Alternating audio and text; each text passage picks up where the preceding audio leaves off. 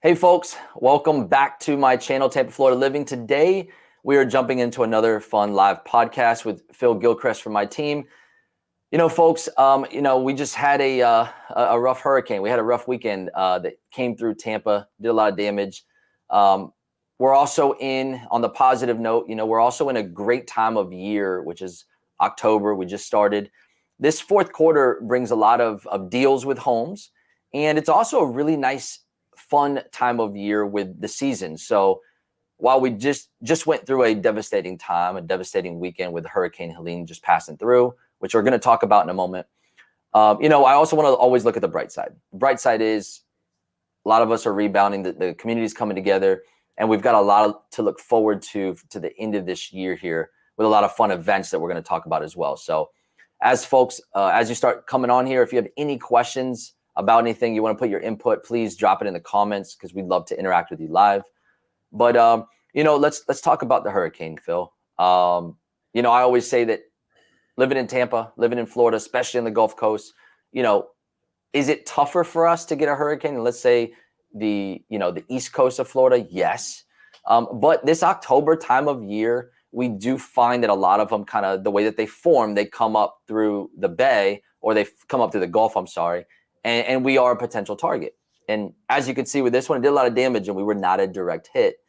But they always say, as you're looking at hurricanes, kind of the way that the winds are flowing and whatnot, it's almost worse to ride up the East Coast, which it did, or the West Coast of the Gulf, I'm sorry, which it did.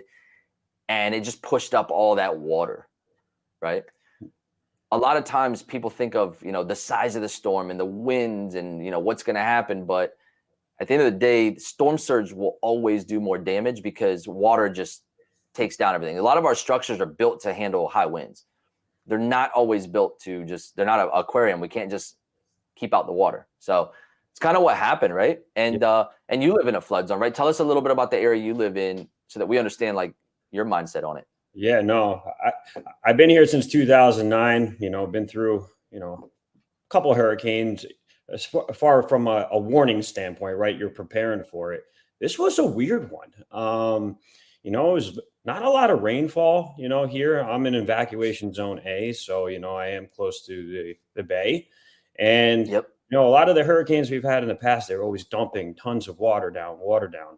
But this one, It was just, higher winds, pretty dry as far as the rain was concerned. But obviously with the way the rotation of the storm, it just really just pushed a lot of water in. So, being by Bayshore and in South Tampa, at a lower elevation, there was a lot of devastation in certain areas. We were definitely more prone to that in this part compared to, the suburbs. So, it was definitely, we prepared, the way that you would, you prepare for the worst, hope for the best.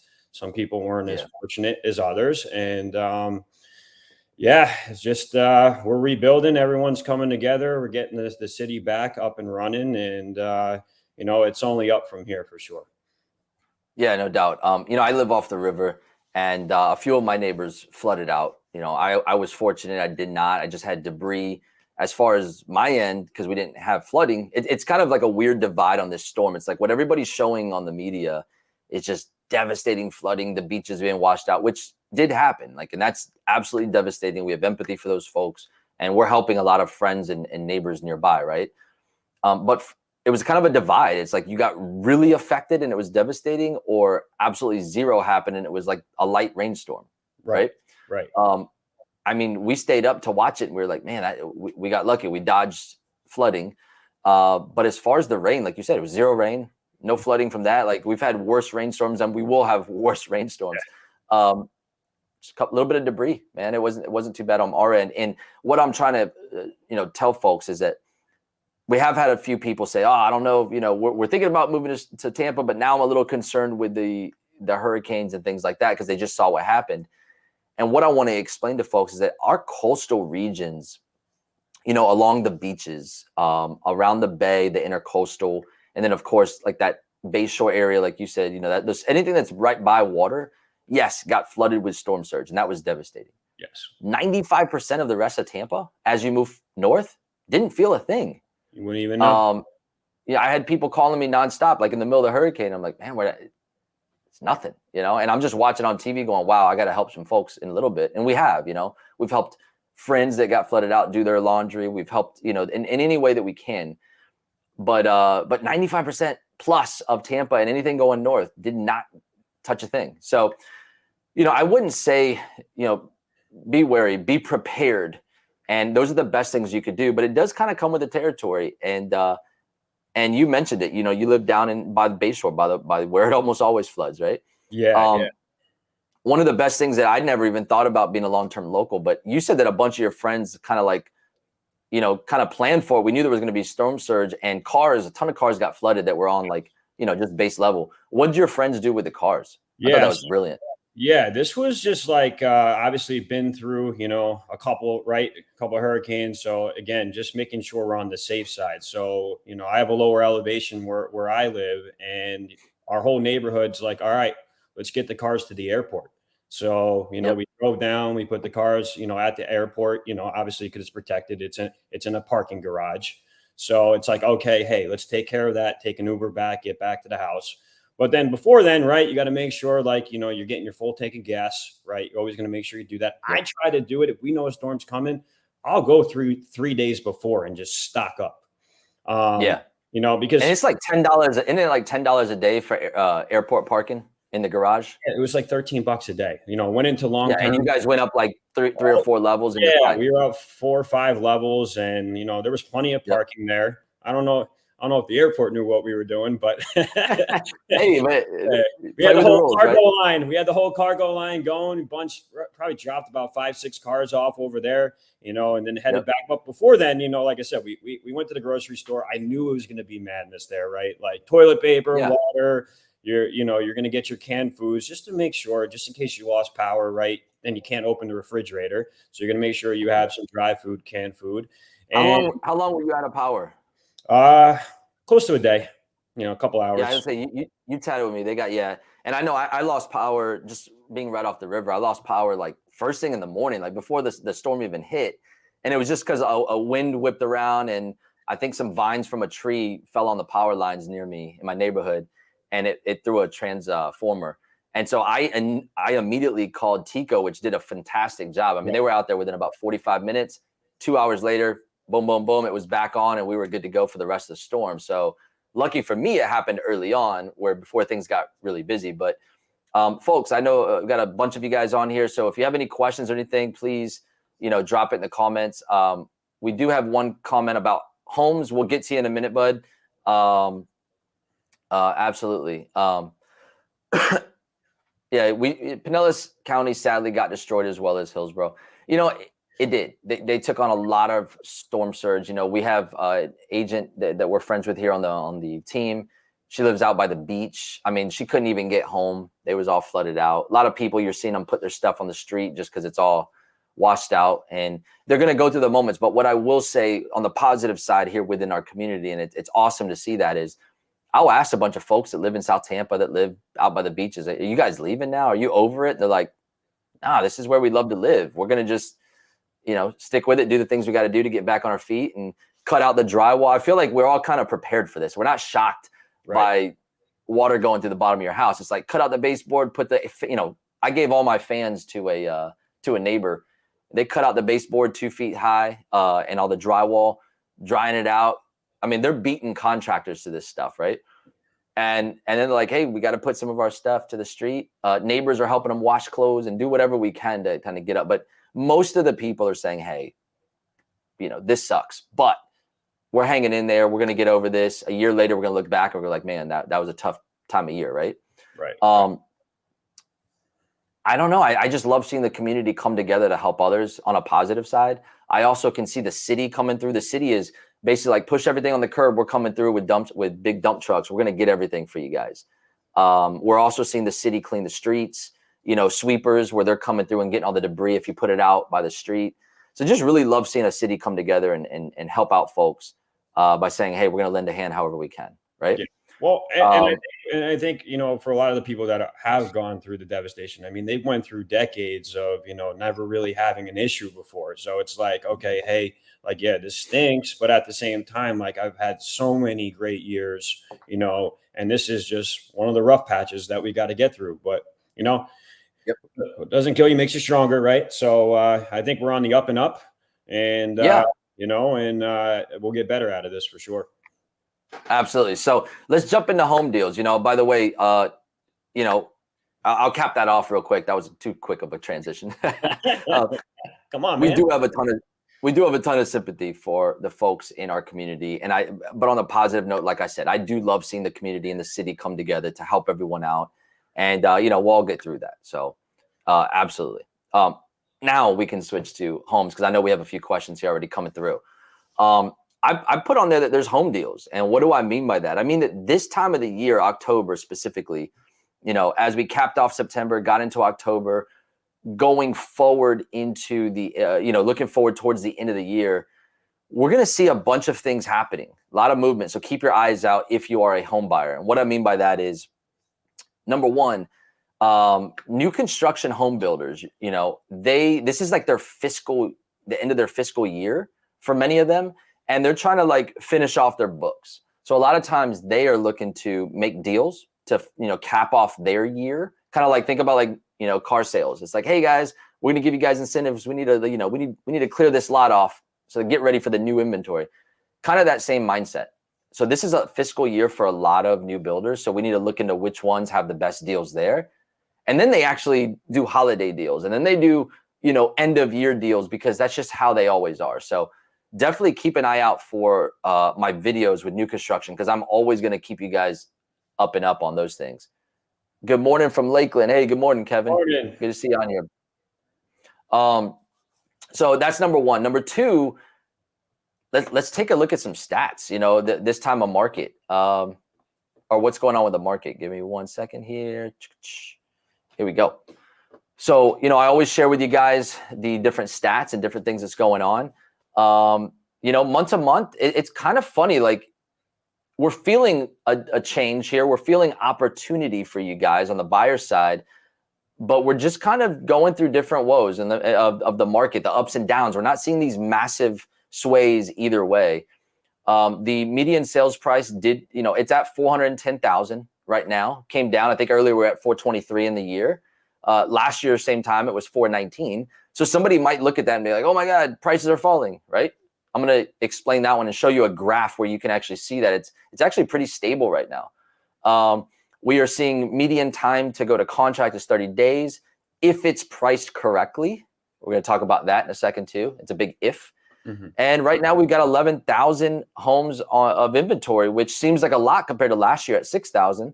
But we only have 3.6 months of inventory of supply. So what does that mean? That means that, we're still in a seller's market. I'll bet it's a little bit normalized now, a little bit slower. And what I want to show you is this graph. Let me go down to median sales price. So I was saying 410,000. If you look at the year, right now we're at 410,000. Well, we were at the same time, in March, February, we're at 405, December, we're at 410. So majority of the year, we were at 410,000. We peaked in May and then it just kind of came back down. But if you look at this graph right here, this is 2020, for those of you can see it. 2020, for the last, 2-3 years, we just went straight up. We were going, prices going up. From 2022 right here in July, though, you can see it's kind of like back into your seasonal time of year where it's a little bit of your normal, peak there, down here, you're down again. Then we go up to 2023, peaks again, comes down. 2024 peaks again, comes down. That's a really nice market. I love seeing that because I don't want to say predictable, but it's just like we're not seeing any major spikes. We're not seeing any major drop-offs. So, if I have to go back to a question mark here, which was one of our first comments on here, it's like, when will you see prices drop? Because I was looking at Hillsborough County and the homes, for example, you can get a 5.4 for 420. Now it's like 500,000. Yeah. I don't know. And you could tell us in the comments if you're still watching, when were you seeing that 420,000 for a 5.4? If we're looking at the same house, the same builder, my guess is it was probably 18 months back. It's not going to be the same year that you're seeing that price. But yeah, prices have gone up over the last few years. Now you're going to see a little bit more stabilization. And I'll bet you're going to actually see some better deals here. Like I said, between now and the end of the year, you're going to see a lot of, incentives, even more incentives on the back end, because these builders want to start moving deals. This was in July. Thanks for commenting back. You're saying it was July, August in Waimama, Riverview. It's funny. I was just looking at taller or higher prices then. Are you seeing, so yes, I'm sorry. Let's go back to that. That makes sense, actually. No, it doesn't. You're saying that they were cheaper then. Yeah. Was it the same community, same builder would be my question mark, in the same exact area? Because if not, if you're comparing different areas, sometimes prices will change. I don't see, that's a big movement, 420 to 500. I haven't seen things move that much. So I'd really have to dive into that. In Riverview or Wamama. There's definitely, it's definitely been a consolidating, time right now for sure, but definitely hasn't been large swings. Just kind of now I feel that, especially on the resale side, there was a lot of testing going on that we talked about previous in weeks. And now you're starting to see a little bit of reaction to the testing, where they almost had like those strong diamond hands for a while.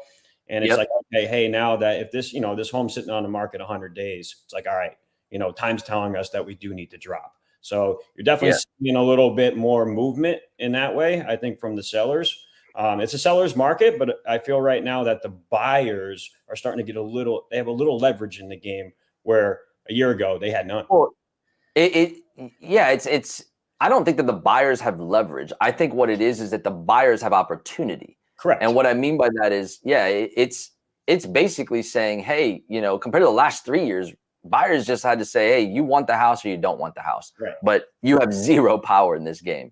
Right now, it's back to about a balanced market, or at least it feels that way, back to like 2018, 19. And now it gets fun for us as realtors because we get to help our clients, and we have time to shop homes, right? There's more inventory on the market. So, Phil, I wanted to ask you, because I was specifically talking about new construction, but not everybody wants that. And now that we have inventory, we're starting to see a lot of our folks that are moving here, whether they're local or they're moving in and relocating. We're seeing a lot of folks saying, hey, let's go check out West Chase. Let's check out Carrollwood. Let's check out some of these other areas that haven't really been that available to us over the last few years. Let's check out some of those areas. So what have you been feeling as a buyer's agent coming in representing a buyer when making offers? Yes. Well, first and foremost, back a year ago, I didn't really have a lot of options to show. So I'm actually going on a lot longer tours right now because I just have more options that fit, the check marks that they're looking for. So it's being able to give people more of a variety, where you almost feel like, hey, back a year ago, it's like you have to, maybe give up something because they just didn't have on the market what you were looking for. So I don't think people have to compromise as much. I do feel, especially when I start entering the offer and negotiation stage, I have more time. We're still maybe honing in on a house, but we have a second and a third option that are going to be great options for us as well to move on to if we can't, make the numbers work. Just a lot more flexibility in the game right now than we've had before, which again, an interesting thing. And I was saying, an interesting thing too, is that we're not only just seeing people that are like highest and best, we're seeing people that are saying, hey, can you get to the closing table? Right. Are you gonna be a solid buyer? And when we can give them confidence, when we can translate that from us as agents to the seller's agent, let's just say on the buyer side, they appreciate that. They're like, man, I'm really going to consider your offer because of the way that you presented it with, hey, I can get you to the closing table because we have a strong guy. We got him pre-approved. It's a really good pre-approval, not just, rocky shake, Rocket Mortgage kind of shaky, like, oh yeah, but they didn't check anything. Like, we go through that process, and I feel like they're weighing that a little bit more nowadays. Well, yeah. And also too, it's a little interesting, right? Like, when I would go on a showing, I would never get a lot of follow-up phone calls from realtors. Like, hey, how did your showing go? Your buy.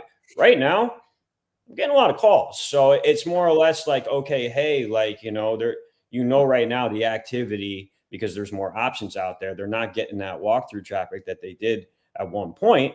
So now it's like, they kind of helped me get started to kind of feel out, the full situation where, again, you got time now a little bit. So, you can kind of evaluate a little more, you can let emotions calm down, and you can have a much better plan to go into, what you're trying to do.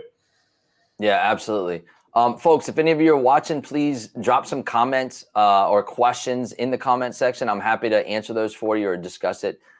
Just going back a little bit before we move on to the next thing, Thomas said, sounds like there hasn't been storm surge like this ever, not since the Pinellas Barrier Islands were built. Will this change the real estate prices on the coast long term? It could. It could. But then again, one thing that I'll say is, and people always believe this, it's location, right? You can't recreate, well, I don't say you can't make new beach, but you get what I mean? Like that land is very rare. The folks that live there, the folks that have invested in that, we're going to be back to those beaches sooner than later. Now, will it look slightly different? Maybe, but the city's going to come in here. They're going to clean up the beaches. They're going to clean up the sand. They're going to protect what they need to protect. And then I really feel like that's some of the best beaches in the country, and they always have been. They're going to go right back to that, That's just what my gut tells me. Now, we'll price it. Will some people move out of there and say, I'm done with it? Sure, you'll see listings. And that's just natural. That's going to happen because people say, I'm done with it, or I need to move on from this. No big deal. And other people are going to say, hey, I want to move into that. There's opportunity now. So I don't know. I don't know what the prices will do there. I guess we'll have to see. And again, some people are being very creative with a different approach. It's like, if they had some devastation in their home, they're like, okay, hey, like instead of, doing a renovation on this home, I'm going to rebuild from new. Now you're going to go back to those newer elevations, right? Bring up the stem walls, much larger, maybe put that garage below. So there's going to be definitely new building codes as well that are going to go for, these areas. So again, I don't think you can, water property is so unique. You can only make so much of it, right? So it's always going to be a supply and demand thing. Now it's like, okay, how do we make it better, safer?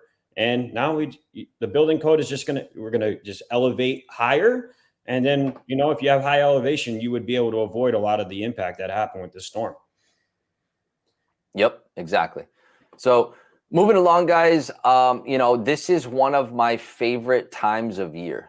This is it's spooky season, right?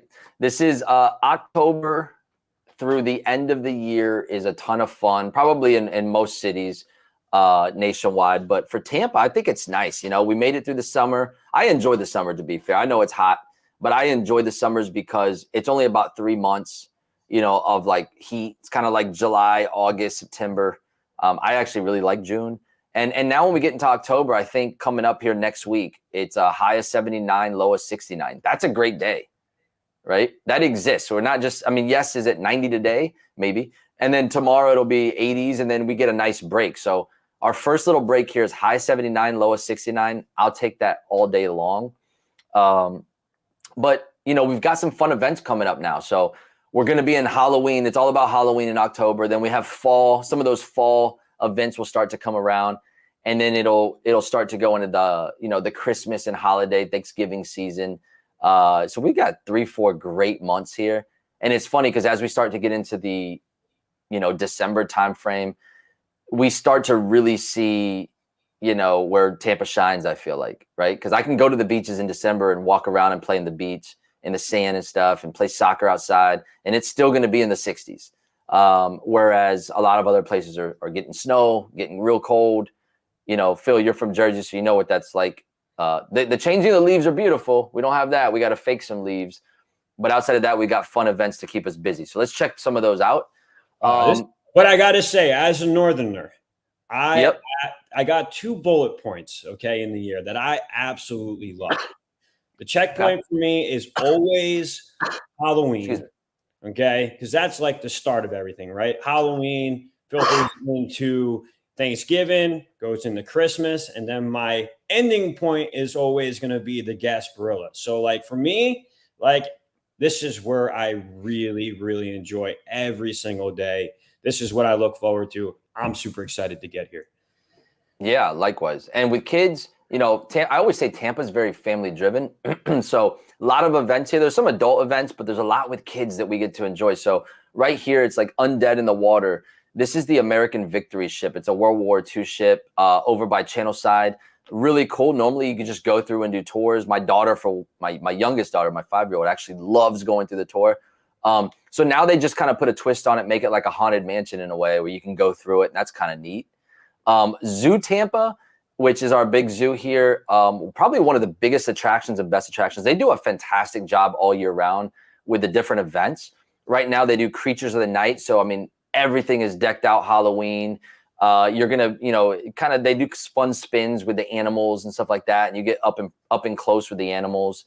But they extend the hours into the night. So you can go there and it has all the spookiness and, zombies walking around and stuff. It gets pretty cool. And then Hollow Scream is our big one. So our other theme park is going to be Busch Gardens, which is our big roller coasters and themes. And they're known for, kind of like the heavy roller coasters. And then they also have the African Safari. But then they really dive into Hollow Scream big time. It's kind of like Universal Studios with horror nights or whatever. Guys with chainsaws chasing you, people on stilts, like just gory as they get, right? And then they also have like the flip side of it. It's kind of like the Harvest, where it's all like fun and friendly for the kids during the day with the shows that they do. I think Sesame Street and Pumpkin Patches and stuff like that. So really, really good blend. Let's see here. Yeah, man. Busch Gardens Zoo, Tampa, Florida Aquarium, Adventure Island, all the beaches, art museums and galleries and festivals are amazing. Couldn't agree more. That's the fun side of Tampa, is all the things to do, getting outdoors, enjoying the weather that we have allows us to do all these things. You got the 13 Ugly Men on there. I don't do a lot of that's like, I don't do a lot of partying anymore, obviously. Yeah. But that is my favorite one. It's in Ybor. It's at the Cuban Club. The way they do that party is just it's unbelievable. It's like spooky, right. In that old Cuban club. Yeah, that's my favorite for sure. I actually have never been to that one, so maybe we'll have to put it on the calendar. We'll change that this year, my friend. There you go. The Haunted River Taxi river tour is the Pirate River Taxi. It's like a hop on, hop off boat that you could take around the river, and it stops at a bunch of places. They give the kids little pumpkins and stuff like that, so it's kind of cool. Jurassic Haunt, that's basically Dinosaur World. That's if you have really little kids. And then the fairgrounds are going to do like a 2-3 day event sponsored by Busch Gardens, just to kind of meet and greet with all the monsters and all that crazy stuff, which sounds pretty cool. And then on the cultural side, like the theater side, man, the Tampa Theater, which is one of our older theaters in downtown, is going to do a Nightmare on Franklin Street, and just do a bunch of the different, Halloween classics. They're going to just kind of recreate that, as well as some ghost story times and haunted. Tampa has a little haunted history there too. So they do. Yep. This would be kind of interesting, man. It's the Florida, the Hillsborough River State Park does a lot. They have, hiking by the rapids and all that stuff. But I guess it's just going to do like a woodsy hike with, and make it kind of like a fun trunk or treat type setup, which is kind of neat. Henry B. Plant, wow. That is actually a haunted hotel. It's already haunted normally. That's what I'm saying. That's actually haunted. That thing's been around forever. That's the big UT, the big famous UT attraction. Yeah, been there a couple times. Oh yeah. Yeah. Now on the daytime, Waterworks over by the Riverwalk, they're gonna have a candy crawl for them kiddos. Let's see. Hold on. So I'm always answering you guys. So Kevin, this month we were supposed to switch into our dry season. We had a lot of rain this summer. Then last year it's been hard to work. Yeah, we've had definitely a lot of rain, man. But manageable. That's why a lot of my videos have been indoors for you guys. So sorry if I'm not outdoors. It's because it's hard to time it out right. Sometimes I'm in, sometimes I'm out. But yes, we should start clearing up.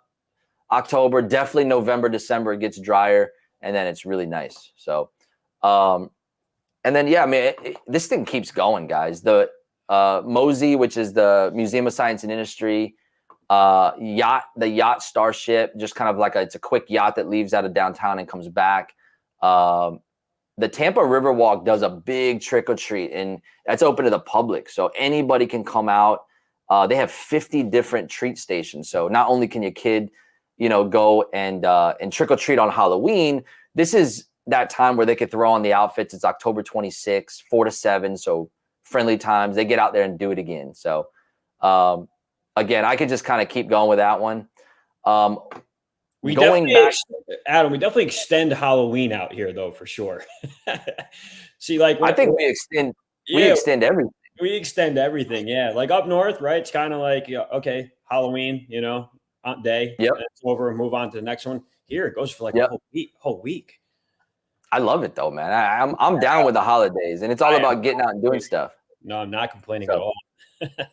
A few that were not on that list were actually from our newsletter. We have a newsletter, guys. So if any of you guys ever want to follow us and jump on our newsletter, just to give you an idea, we send out like neighborhood spotlights. We do this about once a month. Then we send out some of our videos in case you missed them. Some of our Instagram stuff, and then we always do our monthly fun things. And we do include our monthly stats, the updated stats I just showed you earlier in the video. So if you ever want that, message us, let us know, and I can hook you up with the newsletter monthly. But a few that we didn't do was fall fun. So that's Sweetfield Farms. What was the farm that you're friends with, man? I forget that one. Fancy Farms in Plant City. So always strawberry. So, yeah, so okay, they do a pumpkin patch there as well. It's called I think You Pick. So you go out there and go on this little hayride, go around the farm, pick some pumpkins. Really, really cool. Yep. And then they do right up there, all that. Right up there near them is Keel and Curly Farms. That's a good local winery and brewery out in Plant City. They're going to have Harvest Day, so you can go out there and do that as well. Nicki Minaj, that could be scary. Then we've got Friday night Halloween bar crawl. So you were talking about Ybor. The Bad Monkey is doing a Friday night bar crawl. So you can do bar crawl in Ybor City. And then the last one is the candlelight. We've had a lot of candlelight series in Tampa at the Centro Studiano building. That's actually where my dad's restaurant used to be, in that building. But in that building, they do a lot of really cool. They have a full 1,200 person theater where you can sit and watch a concert, and everything is candlelit. It's awesome. So it looks like they're going to do an evening of Halloween classics there, which I think is pretty cool. So, I mean, that's a rundown. I mean, you guys can see how much we have here in Tampa for things to do. October is where things really kick off. I mean, we have stuff year round. To add to fun, though, by the way, October, Pig Jig. Pig Jig is one of my favorite. Dierks Bentley's headliner. Unfortunately, this year I can't make it because my daughter has a soccer tournament. But, part of living in Tampa. You ever cooking it? What's up? Did you ever cook in the Pig Jig? No, but I've got a lot of friends that do the barbecue spots in Tampa because it's a barbecue cook-off. Brisket there, unbelievable. Yeah, the brisket shop is a good friend. Wicked Oak, I know them. They're going to be throwing down in a barbecue competition there as well. But folks, as you can see from just this one live stream, man, I mean, hurricanes is a part of life here. It can be devastating, and fortunate for us, that was the worst in 75 to 100 years. So it is devastating. It is a way of life. We know it is part of it. But on the flip side, there is so much to love about living here, and from the awesome home choices to all the things to do. It's just it's a beautiful place to live with families, retirement, single looking for jobs. I mean, it's a great place to be. So hop on my channel if you haven't already. There's a ton of videos all about living here. Thank you guys for joining us again. And until next week, we will definitely catch you later.